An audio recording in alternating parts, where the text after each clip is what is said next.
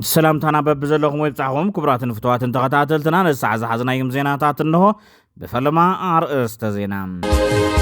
أب حرام مريت لنا زبلو سراويت حدا أزازين ناي مريت كل لان تعزبتنك قبر وعيلهم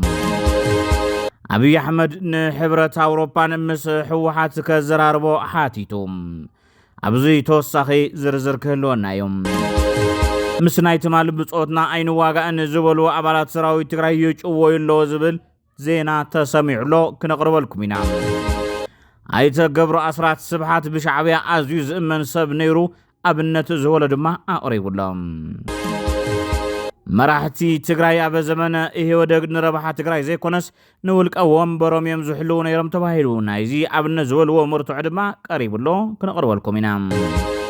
صمدو مالت حدا سب زمرحو ودبن وسنات ጉጅለ زمرحو ودبن ዝተዋሃሃድልዩ ተባሂሎም ኣብ ናይ ዜና ወፃና ድማ ሚኒስተር ጉዳያት ወፃኢ ግብፂ ፖርት ሱዳን ኣትሎም ሎሚ ናዚኦምን ካልኦትን ሒዝና ቀሪብና ኣለና ላይክ ብምግባር ክጅምሩ ብኽብርን ትሕትናን ሓቲትና ኣብቲ ፈላማይ ዜና ክንሰገርም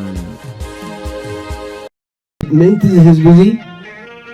زلونا تقادلو زلونا قارسي كفلوس قبعنا مسوعتي أبزخون يكون أوان كم سوان كم نزيد بزيم حلاف الوصاي زخونهم بيجا كلونا خمزي قبع ممليس زهدس ممليس زوكر ممليس زوق زقول قوري توتاتي لاسنا وعلا እዚ ኣብ ከተማ መቐለ ክፍለ ከተማ ዓዳ ሓቂ እዮም ሎም ዕለት ክልተ ወርሒ 3/2018 ዓመተ ምህረት ኣብ ከባቢ ዳዘርኦ ዝበሃል መንደር ሰብ ዓካሪ ምዃኑ ዝተሓበረ ኮይኑ ጸጥታ ሓላፊ ፖሊስ ኣዛዝን ኣመሓዳርን ክፍለ ከተማ ዓዳ ሓቂ ንነበርቲ መቐለ ገፊሕ ገረብ መሬት ክንህበኩም ኢና ኢሎም መመዝገቢ 50,000 ብር ዝተቐበሉ እንትኾኑ ድሓር እውን 250,000 ብር ክውስኹ ገይሮምዎም ብዝብል ዝተፈጠረ ቁጥዑ ምዃኑ ይግለጸሎም እቲ ከባቢ 160 ዝኸውን ህዝቢ ኣብቲ ከባቢ ተረኺቦ መሬት ሃቡና ወይ ድማ ገንዘብና መልሱና ዝብል ሕቶ ይሓትት ምህላዊ ተፈሊጡም ነቶም ነዚ ሕቶ ዝሓተቱ ኣካላት ፖላዊ ፀዊዕን በሓይል በቲሎም ንመናእሰይ ድማ ዓፊኖም ብመኪና ወሲዶሞም ከም ዘለዎ ድማ ኣብ ስምረት ኣብ ውድብ ስምረት ላዕለዋይ መራሒ ዝኾነ ጣዕመ ኣርዓዶም ገሊጾም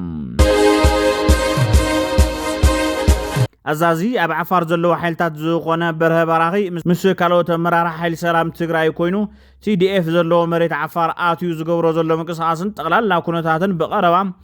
ምልከታን መፍትሕታት እንተቐምጥ ዘርኢ ምስሊ ክብሉ ኣብ ሓራ መሬት ዘለዎ ሰራዊት ገሊጾም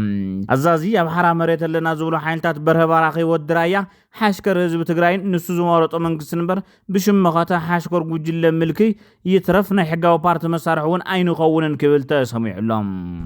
سلام ازي سلام لكم كما انهم الموالي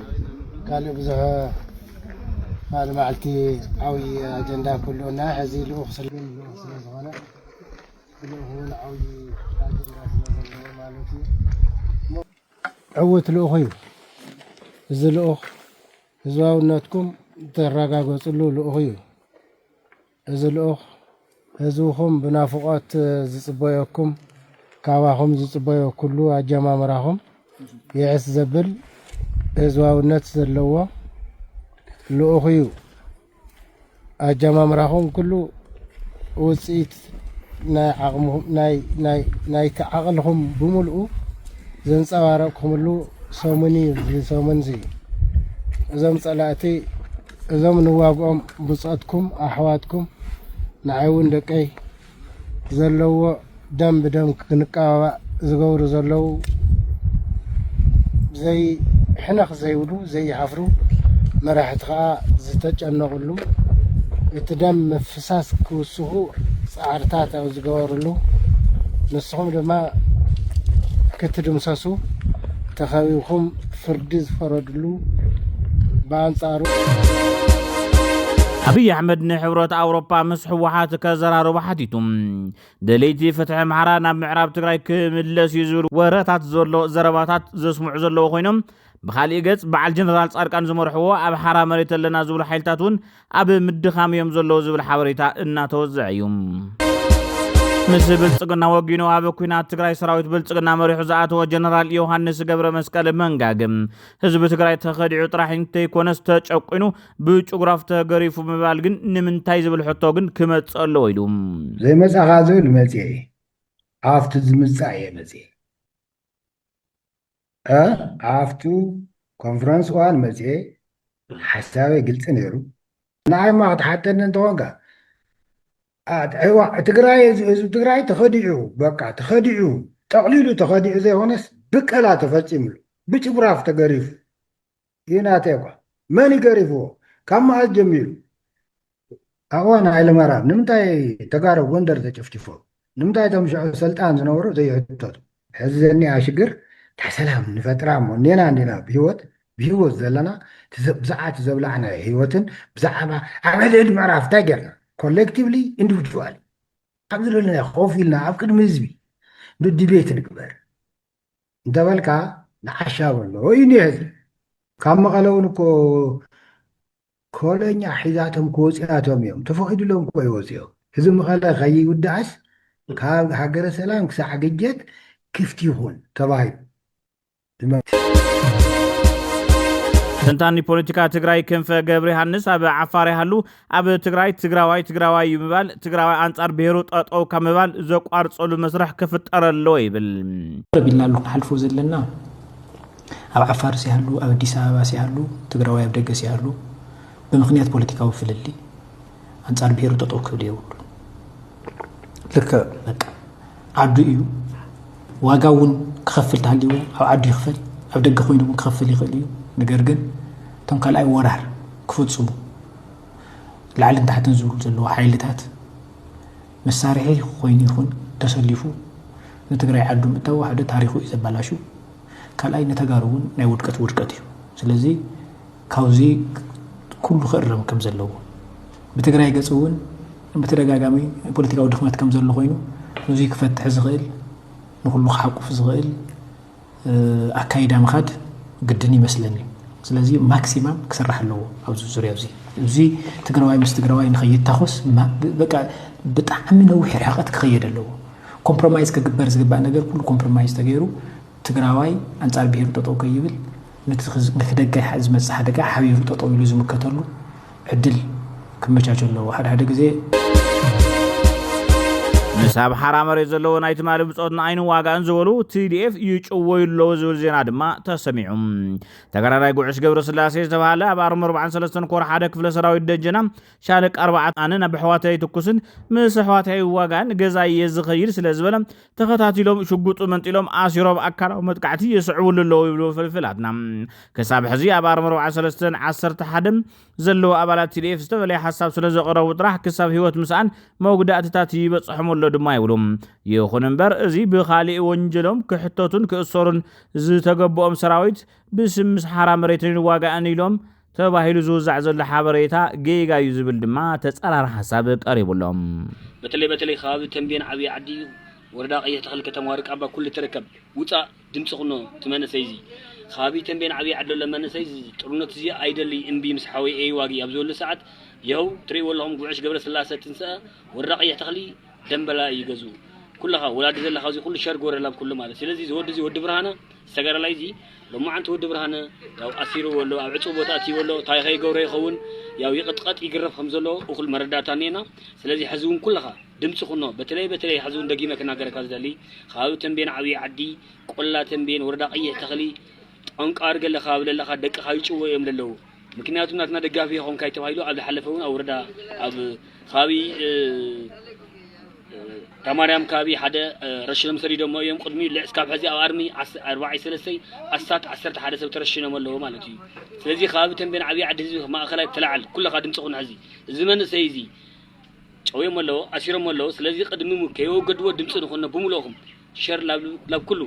ሸር ግበሩ ለላብ ኩሉ ይምልከተኒ ትሉ ለኹሉ ጽሕለይ ስለዚ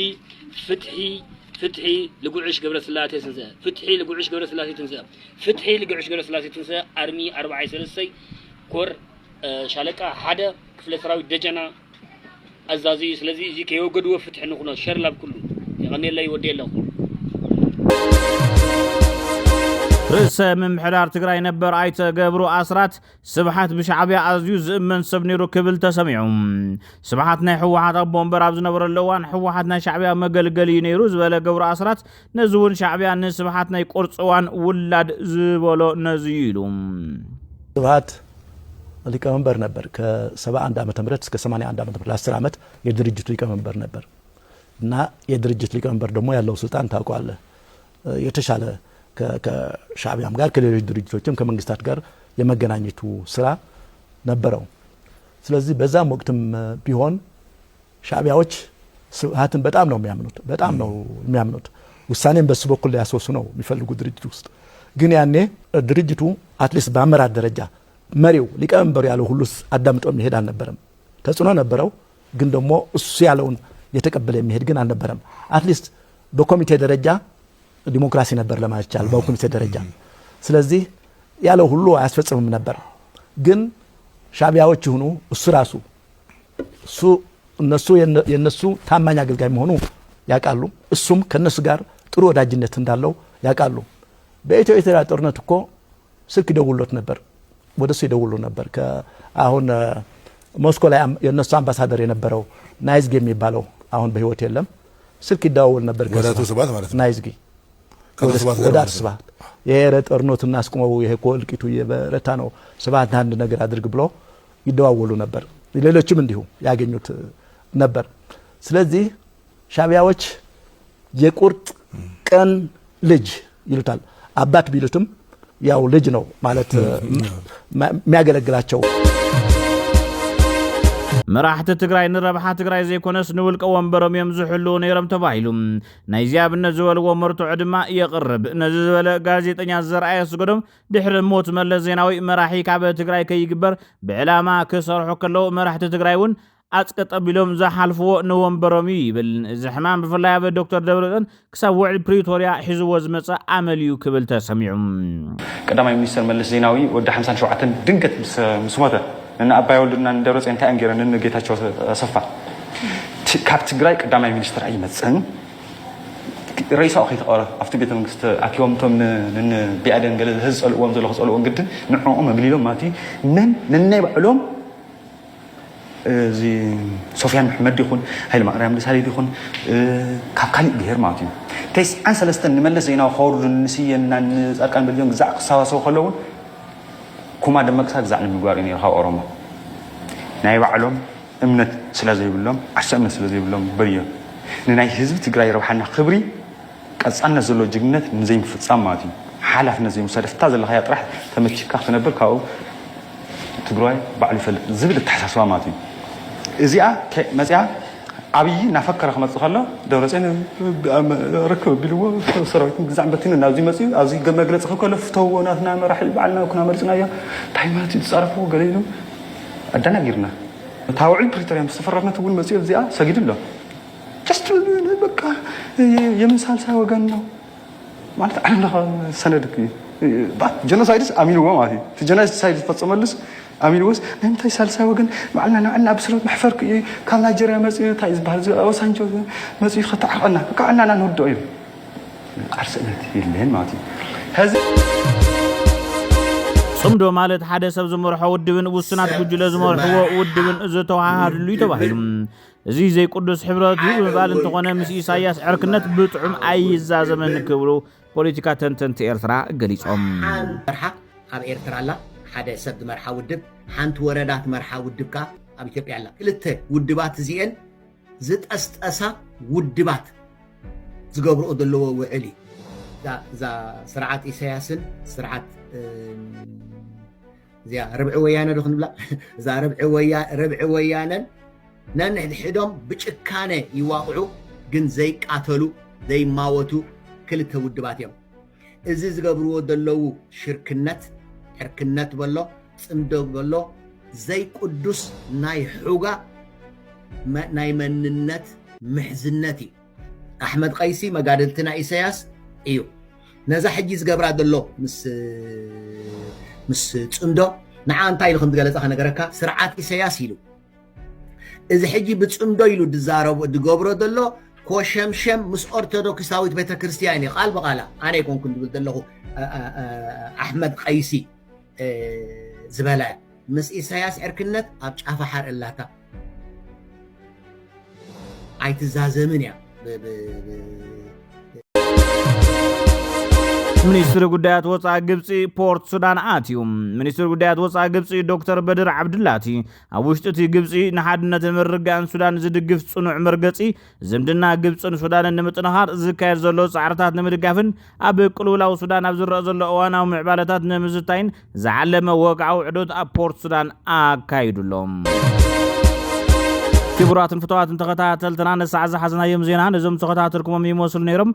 بقرار ما أنت حسنا تفاتيكم منها سبسكرايب بمقوار حلفو سلام من حزب تقراي سلام نخلو الدسب